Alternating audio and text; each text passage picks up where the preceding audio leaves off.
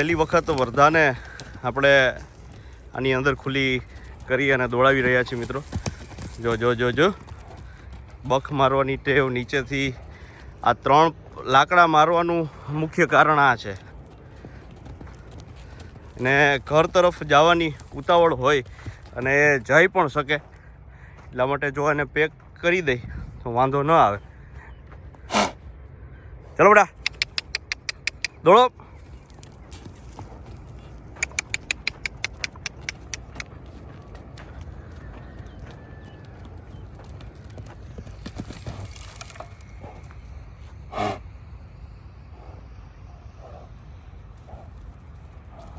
રે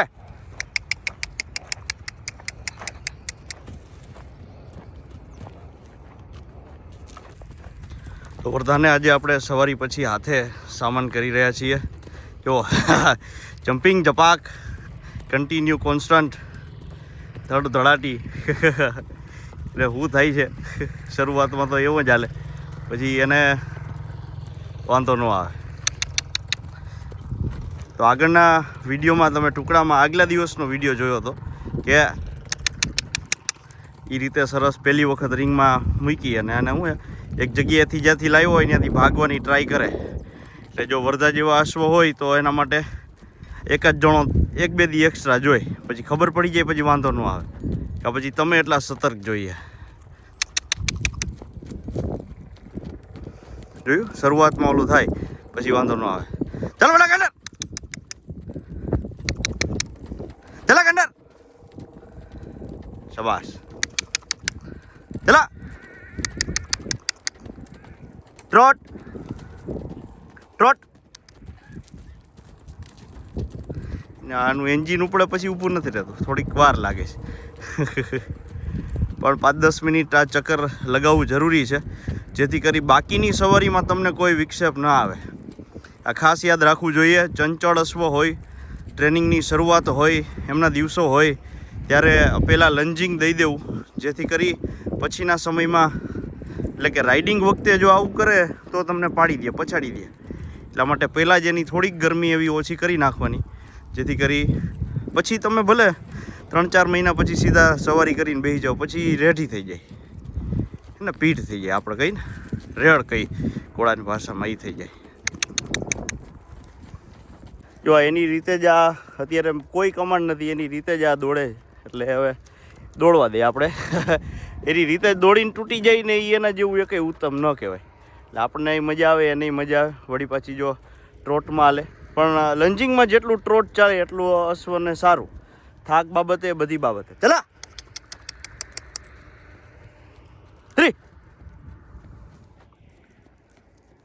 આજની સવારી થોડી આપણી મોડી છે ને વર્ધાને લઈને હવે આપણે નીકળી ગયા છીએ. તમને આજે ટોપિયું કદાચ વધારે જોવા મળશે.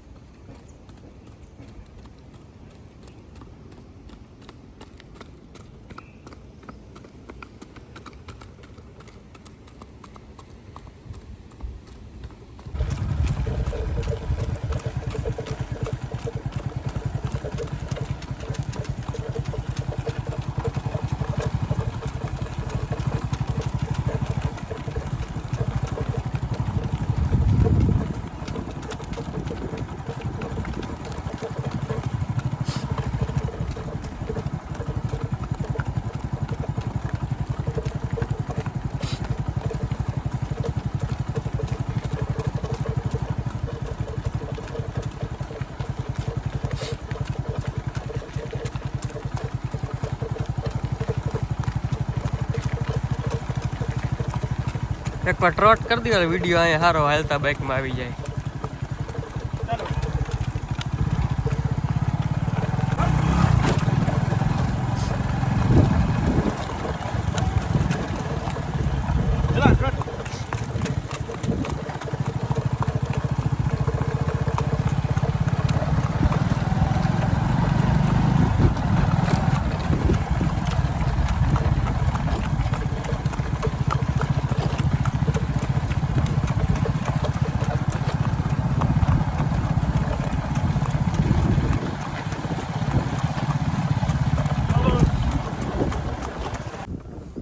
સાથે આપણે વર્ધાની થોડી એવી હળવી ટ્રેનિંગ આપણી લગામ બેસતા હજી વાર લાગશે. છોટુભાઈએ ચાલ સરસ શીખવાડી છે, વચ્ચે વચ્ચે ચાલી છે. આપણે રસ્તો એવો પસંદ કરવો પડશે કે જ્યાં કાંકરા ન હોય. હવે વળી પાછા આપણે વાડી તરફ પ્રયાણ કરીએ છીએ. ચાલો આજે એક આપણા સરસ મિત્ર સાથે વાતચીત કરાવું તમને.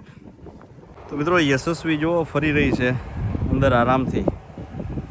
આપણે થોડુંક આ રચકાનું એનું કામ કરી વાટી બાટી નાખી અને યશસ્વીને સરસ રીતે અંદર આનંદ કરવાનો, ફરવાનો. આપણે આ જ પરીક્ષા લેવાની છે. હું જ આપણે હોય ને છૂટા થોડીક વાર કરી પછી આપણે ન હોય તો એની અંદર ફેરા ફેરા રાખે. દોડવું એટલું દોડાઈ જાય, આ તે બધું થઈ જાય. જો આ ભાઈ બોલાવે છે, આવી જાય તરત.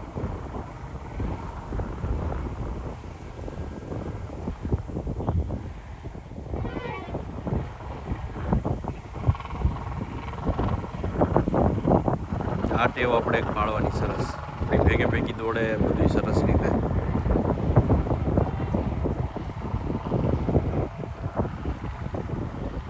જો હવે એ ચક્કર ચાલુ, અંદર આવ્યો પછી એની રીતે ચક્કર ફરે, એના જેવું તો બીજું શું કહેવાય એને.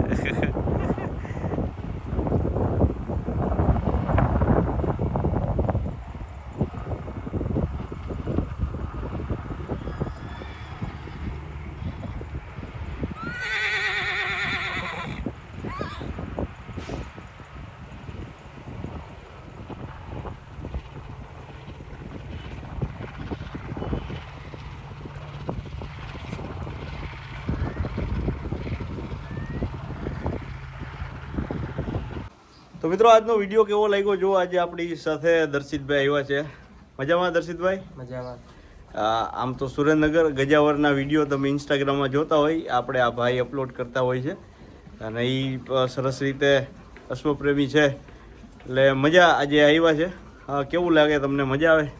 ગજાવરનું હાલચાલ કહેવામાં ઘણા લોકો પૂછતા હોય એટલે તમે જ જણાવો. ગજાવર અત્યારે જમ્પિંગ માટે ટ્રેન થાય છે. વાહ. અને આવનારા સમયમાં જિલ્લા લેવલમાં કામ આપશે જમ્પિંગમાં ગજાવર, મોરબી. અને બીજી વાત એ જો આ ઘણા સમયથી પ્રશ્ન હાલ્યો આવે છે, ખસી કરવાથી ભાઈ કઈ પાપ લાગે, કઈ ખોટું થાય એવું તમને લાગે? ના, એવું તો કાંઈ નથી. સવારી માટે તમારે ઉપયોગમાં લેવાનો હોય અશ્વને તો ખસી કરવામાં કંઈ વાંધો નથી. તો જો આ ઘણા લોકો જો આપણે હું નહીં બોલું બરોબર, આ અમે કોઈ પહેલાંય ચર્ચા નથી કરી, સીધો જ મેં પ્રશ્ન પૂછ્યો જ. અને બીજું ભાઈ પાસે એક રેવલ ચાલવાળી ઘોડી હતી અને એને હવે કામને હિસાબે એ ભાઈ આપી દીધી. તો તમારા મત મુજબ કઈ ચાલ બેસ્ટ છે?